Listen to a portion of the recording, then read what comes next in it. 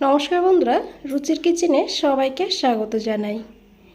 এই গরমে কিছু খেতে ভালো না লাগলে ঝিঙে দিয়ে এই রেসিপিটা বানিয়ে দেখতে পারেন। আশা করি আপনাদেরও ভীষণই ভালো লাগবে। চলুন রেসিপিটা দেখে নিয়ে যাক। প্রথমেই দেখুন, এখানে আমি 250 গ্রাম ঝিঙে নিয়েছি। ঝিঙের খোসাটাকে ছাড়িয়ে তারপরে ঝিঙেটাকে খুব ভালো করে ধুয়ে নিতে হবে। দেখুন, আমি ঝিঙেটাকে খুব ভালো করে ধুয়ে নেব। তো এইভাবে ঝিঙেটাকে ধুয়ে আমি এখন এই ঝিঙেটাকে গ্রেট করে নেব। তো একটা গ্রেটার নিয়েছি, দেখুন এখানে এই গ্রেটারের সাহায্যে এইভাবে ঝিঙেটাকে গ্রেট করে নিতে হবে। তো দেখুন, এখানে আমি ঝিঙেটাকে গ্রেট করে নিয়েছি। তো এইভাবে ঝিঙেটাকে গ্রেট করে ঝিঙেটাকে সাইডে রেখে দিতে হবে।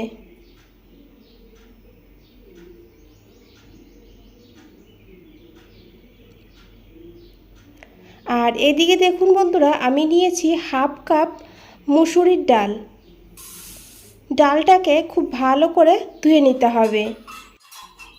এই রেসিপিটা বন্ধুরা খেতে অসম্ভব লোভনীয় হয়। একবার হলেও এইভাবে বানিয়ে দেখবেন আর তারপরে আমাকে কমেন্টে জানাবেন আপনাদের কেমন লেগেছে। তো দেখুন, এখানে আমি জল দিয়ে 2-3 বার ভালো করে ডালটাকে ধুয়ে নিয়েছি। যত সময় না এইরকম পরিষ্কার জল বের হচ্ছে তত সময় কিন্তু ডালটাকে ধুয়ে নিতে হবে। ডালটাকে ধুয়ে একটা ছাঁকনির উপরে রেখে দিয়েছি। এইভাবে রেখে দিলে জলটা ঝরে যাবে। এদিকে বন্ধুরা, আমি নিয়েছি 2টো আলু। আলুটাকে দেখুন এইভাবে একটু ছোট আর একটু ডুমো করে কেটে নিতে হবে। দেখুন কিভাবে আলুটাকে কেটেছি। এখন এই আলুটাকে খুব ভালো করে ধুয়ে নিতে হবে। এখানে আমি এই রেসিপিতে আরও একটা পেঁয়াজ ব্যবহার করব, সেই কারণে পেঁয়াজটাকে এখন এইভাবে ঝিরিঝিরি করে আর পাতলা করে কেটে নিয়েছি। দেখুন, এদিকে বন্ধুরা আমি একটা কড়াই বসিয়ে দিয়েছি। কড়াইটা গরম হয়ে গেলে দিয়ে দিয়েছি এখানে 2 চামচ সাদা তেল। রান্নাটা আমি সাদা তেলে করেছি, তবে আপনারা চাইলে সর্ষের তেলেও করতে পারবেন। দিয়েছি অল্প করে একটু লবণ আর দিয়েছি এখানে অল্প করে একটু হলুদের গুঁড়ো। এখন খুব ভালো করে মিশিয়ে নেব। আর এখন এখানে দিয়ে দিতে হবে কেটে রাখা আলুগুলো।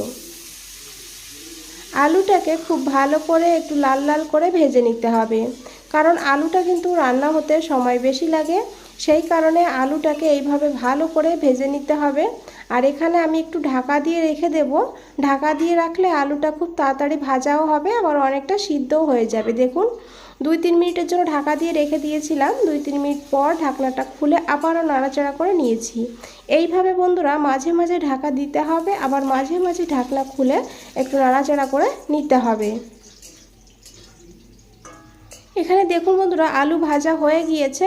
এখন এই আলুগুলোকে তুলে নিতে হবে।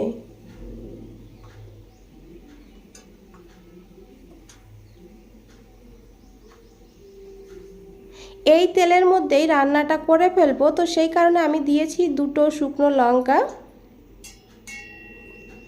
আর দিয়েছি এখানে হাফ চামচ গোটা জিরা। জিরাটাকে একটু ভেজে নিতে হবে। এখন জিরাটা যখন চটপট করে ফুটতে শুরু করবে তখন এখানে দিয়ে দিতে হবে পেঁয়াজ কুচি। পেঁয়াজটাকে দিয়ে এখন পেঁয়াজটাকেও কিন্তু ভালো করে একটু ভেজে নেব। পেঁয়াজের কাঁচা গন্ধ যেন না থাকে সেইভাবে পেঁয়াজটাকে ভেজে নিতে হবে। তো দেখুন বন্ধুরা, পেঁয়াজের কালারও চেঞ্জ হয়ে গিয়েছে। এইভাবে কিন্তু পেঁয়াজটাকে ভেজে নিতে হবে। এখন এখানে দিয়ে দিতে হবে ধুয়ে রাখা মুসুরির ডাল। দেখুন জলটা একদম ঝরে গিয়েছে। এইভাবে জলটা ঝরিয়ে নিলে ডালটা ভাজতেও কিন্তু সুবিধা হয়। তো দিয়েছি এখানে হাফ চামচ ধনিয়ার গুঁড়ো, হাফ চামচ জিরের গুঁড়ো, আর নিয়েছি এখানে হাফ চামচ ঝাল লঙ্কার গুঁড়ো, তবে ঝালটা আপনারা আপনাদের প্রয়োজন মতন নিতে পারেন। আর দিয়েছি এখানে হাফ চামচ হলুদের গুঁড়ো আর অল্প করে একটু কাশ্মীরি লঙ্কার গুঁড়ো দিয়েছি। এতে কিন্তু ঝাল হবে না, তবে কালারটা সুন্দর হবে। আপনারা যদি দিতে না চান তাহলে না দিয়েও রান্নাটা করতে পারবেন। এখন এই মশলা আর এই ডালটাকে ভালো করে ভেজে নেব। তো এইভাবে ভালো করে ভেজে নিলে মশলা ডালের সঙ্গে, তাহলে কিন্তু এই ডালের টেস্টটা দুর্দান্ত হবে। তো দেখুন বন্ধুরা, ডালও ভাজা হয়ে গিয়েছে এখানে, আর মশলাগুলোও কিন্তু ভাজা ভাজা হয়ে গিয়েছে। এইভাবে ভালো করে কিন্তু ভেজে নিতে হবে। আর তারপরে এখানে দিয়ে দিতে হবে জল। এখানে ডালটা সিদ্ধ করার জন্য এখানে দিয়েছি হাফ কাপ জল। জলটা দিয়ে খুব ভালো করে মিশিয়ে নিতে হবে। আর তারপরে এখানে দিয়ে দিতে হবে লবণ। আমি কিন্তু এখানে লবণ এখনও ব্যবহার করিনি, তাই পরিমাণ মতন লবণটা এখানে দিয়ে দিয়েছি। এখন খুব ভালো করে একবার মিশিয়ে নেব। তারপরে ঢাকা দিয়ে ডালটাকে 3-4 মিনিট লো টু হাই ফ্লেমে রেখে দেব। 4 মিনিট হয়ে গিয়েছে, দেখুন বন্ধুরা জলটাও শুকিয়ে গেছে, ডালটাও কিন্তু এখনও পুরোপুরি সিদ্ধ হয়নি। তো এইভাবে ডালটাকে সিদ্ধ করতে হবে। মুসুরির ডাল কিন্তু খুব বেশি সময় লাগে না সিদ্ধ হতে। এখন এখানে দিয়ে দিতে হবে এই গ্রেট করে রাখা ঝিঙেগুলো। তো পুরোটা ঝিঙেই কিন্তু আমি এখানে দিয়ে দিয়েছি। আর এখন গ্যাসের ফ্লেমটা মিডিয়ামে রেখে 2 মিনিট এইভাবে ঝিঙেটাকে আর ডালটাকে নাড়াচাড়া করে ভালো করে একটু ভেজে নিতে হবে। এখানে কিন্তু আমরা জলের ব্যবহার করব না আর, কারণ ঝিঙেতেও কিন্তু জল থাকে। ঝিঙের জলেই কিন্তু ঝিঙে আর ডাল যেটুকু বাকি আছে সিদ্ধ হতে সিদ্ধ হয়ে যাবে, বাকি রান্নাটা হয়ে যাবে। দেখুন কতটা জল বেরিয়েছে। এখন একবার খুব ভালো করে মিশিয়ে নেব। আর তারপরে এখানে দিয়ে দিতে হবে ভেজে রাখা আলুগুলো। আলুটা কিন্তু আর রান্না হতে খুব বেশি সময় লাগবে না, কারণ আলুটাকে ভালো করে ভেজে নিয়েছিলাম। আলুটাকে দিয়েও খুব ভালো করে মিশিয়ে নিতে হবে। বন্ধুরা রেসিপিটা ভালো লাগলে অবশ্যই একটা লাইক করে দেবেন, চ্যানেলটাকে সাবস্ক্রাইব করে পাশে থাকবেন। তো দেখুন খুব ভালো করে মিশিয়ে নিয়েছি। আর এখন দিয়ে দিয়েছি এখানে আমি কয়েক দানা চিনি। চিনিটা যদি আপনাদের ভালো লাগে দিতে পারেন, ভালো না লাগলে না দিলেও কিন্তু হবে, কারণ ঝিঙেটা কিন্তু এমনিতেই একটু মিষ্টি মিষ্টি হয়। আর আমি এখানে অল্প করে একটু দিয়ে দিয়েছি আর চিনিটা দিয়ে খুব ভালো করে মিশিয়ে নিয়েছি। এখন ঢাকা দিয়ে আরও 3-4 মিনিট রান্না করব লো ফ্লেমে।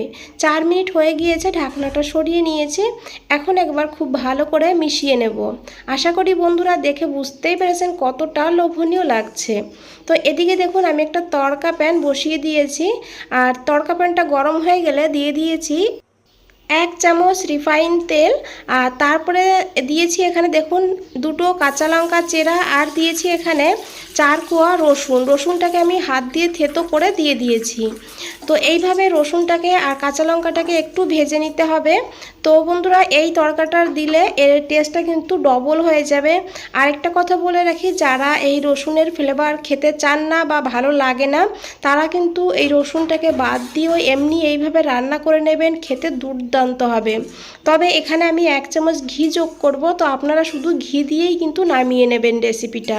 যাদের রসুনের ফ্লেভার ভালো লাগে না তাদের জন্য এই কথাটা বললাম। তো দেখুন খুব ভালো করে মিশিয়ে নিয়েছি। এখানে আলুও খুব ভালোভাবে সিদ্ধ হয়েছে। আর দিয়েছি এখানে আমি 1/2 চামচ মতন ঘি। ঘিটাকে দিয়ে ঢাকা দিয়ে গ্যাসটা বন্ধ করে আরও 5 মিনিট স্ট্যান্ডিং টাইমে রেখে দিয়েছিলাম। 5 মিনিট হয়ে গিয়েছে বন্ধুরা, আশা করি দেখে বুঝতেই পেরেছেন কতটা লোভনীয় লাগছে। আর এই রেসিপি ভাত, রুটি, লুচি, পরোটা সব কিছুর সঙ্গে খেতে অসাধারণ লাগে।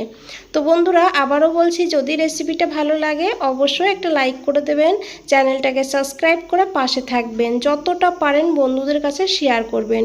বন্ধুরা আজ তাহলে এই পর্যন্তই, ফিরে আসছি নতুন কোনো রেসিপি নিয়ে।